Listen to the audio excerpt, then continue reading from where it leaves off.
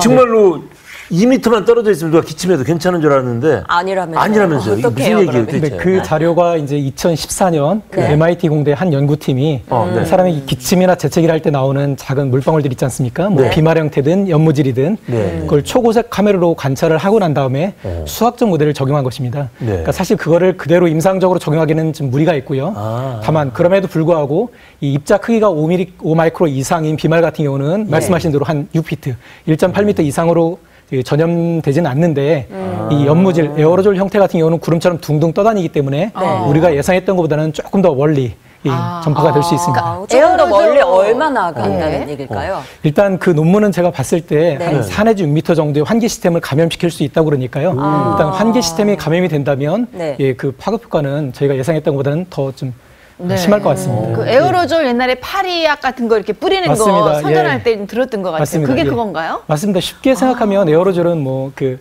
모기약이나 향수 뿌릴 때 그 나오는 그런 아주 작은 분말이라는 얘기죠. 학술적으로 말씀드리면 그 이제 입자 크기가 1마이크로 이하인 경우를 저희가 에어로졸이라고 합니다. 그럼 그렇게 작은 물방울에 바이러스가 있다는 얘기로 맞습니다. 받아들여야 되는 거잖아요. 왜냐하면 메르스 바이러스 입자 크기가 0.08에서 0.1 마이크로미터니까요. 에어로졸 같은 경우는 입자 크기가 1마이크로면 산술적으로 계산해도 그 작은 1마이크로 정도의 에어로졸에도 바이러스가 한 10개에서 한 13개 정도까지는 존재할 수 있습니다. 그럼 에어로졸이 환기 시스템을 통해서도 전파가 될 수 있다는 그런 얘기인가요? 맞습니다. 입자가 너무 작으니까 구름처럼 둥둥 떠다니다가 환기 시스템을 감염시킨다면 그럼 여태까지는 누가 이렇게 뭐 예를 들어서 내가 재채기 기침이 나오면 뭐 이렇게 하고 뭐 이렇게 하고 하라고 했는데 그러면 이제 상대방은 한 4, 5m까지 떠나가 있어야 되는 어떻게 해야 되는 거예요? 이거 뛰어갈 수 없고 순간 그대로 또 물방울이 몸에 튀길 것 같은데요. 그래서 이제 아직은 그래서 WHO에서도 이 에어로졸을 통한 감염 가능성도 완전히 배제를 못하기 때문에 좀 예의 주시를 하고 있는 것 같습니다.